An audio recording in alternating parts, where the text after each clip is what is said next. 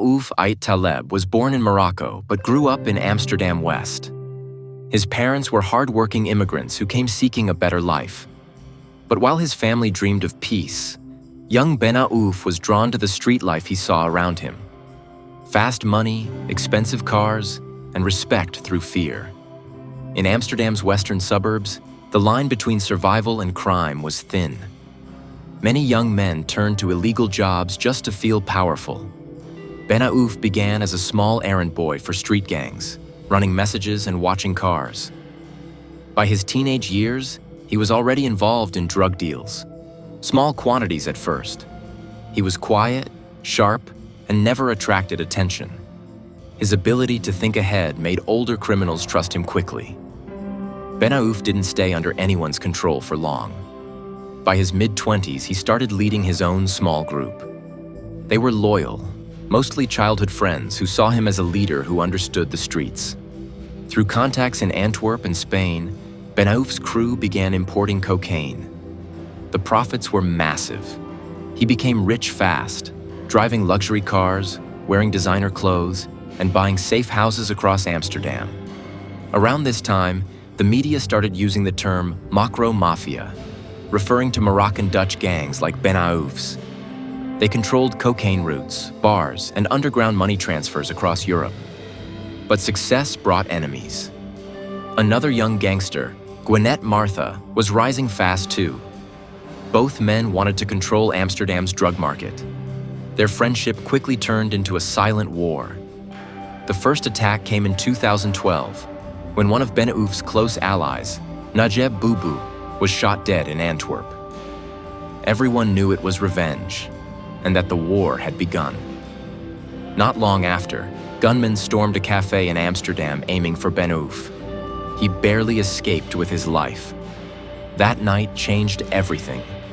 He went underground and stopped trusting anyone.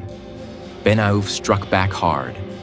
One by one, his rivals began to disappear. Some were shot in cars.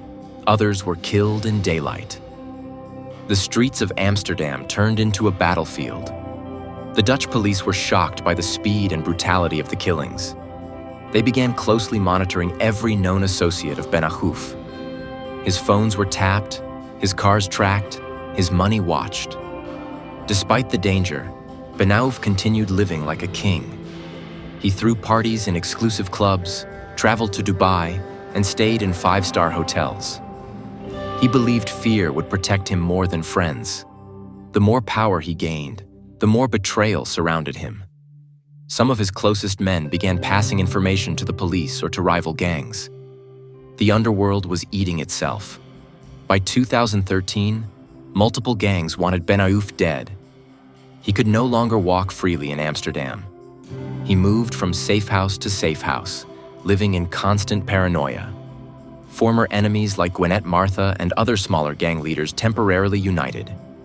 Their goal was simple: remove Benaouf. The streets of Amsterdam and Antwerp became blood-soaked. In 2014, the police finally arrested Benaouf. He was accused of organizing murders, money laundering, and cocaine trafficking. But even behind bars, his name carried weight. Dutch newspapers exploded with headlines about the Mocro Mafia.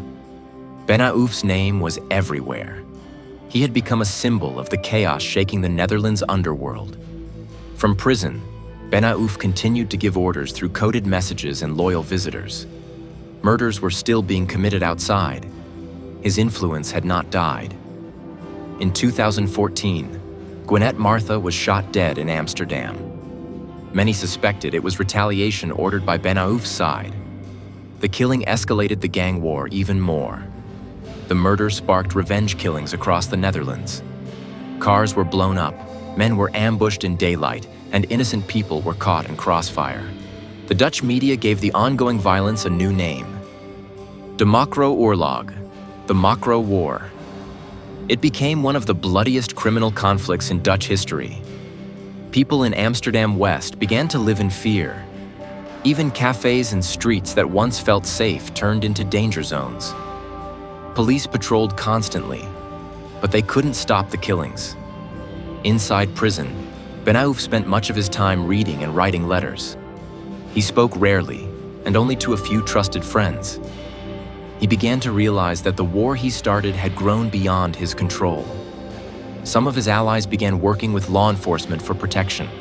They gave information about hidden cash, safe houses, and hitmen involved in the killings. The Dutch authorities created special police units to dismantle the Mocro Mafia.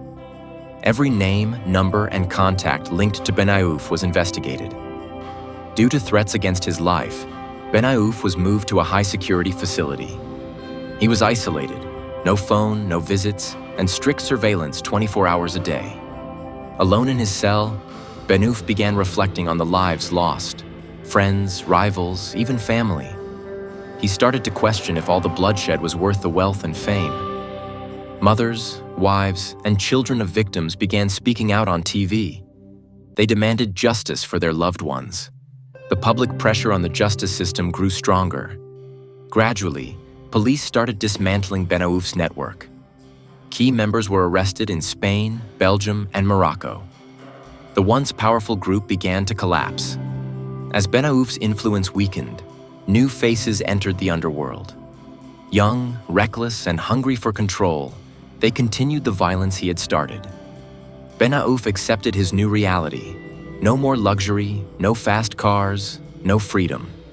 The man who once ruled Amsterdam's streets now spent his days locked away, watched by cameras. Even from prison, his story became a warning. Many young men admired him, but his ending showed how short-lived power in the underworld truly is. Books, TV shows, and documentaries began portraying Benaouf and others as the new generation of gangsters. But they also revealed the tragedy: broken families, wasted lives, endless revenge. Community leaders organized marches for peace.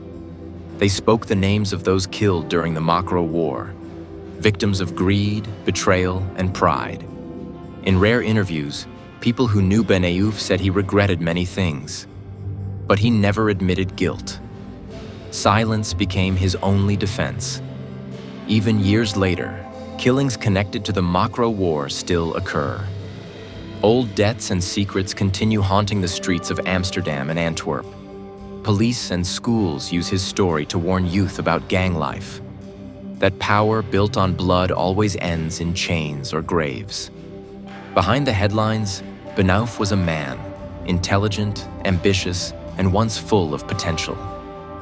But one wrong path led him to become a name feared by all.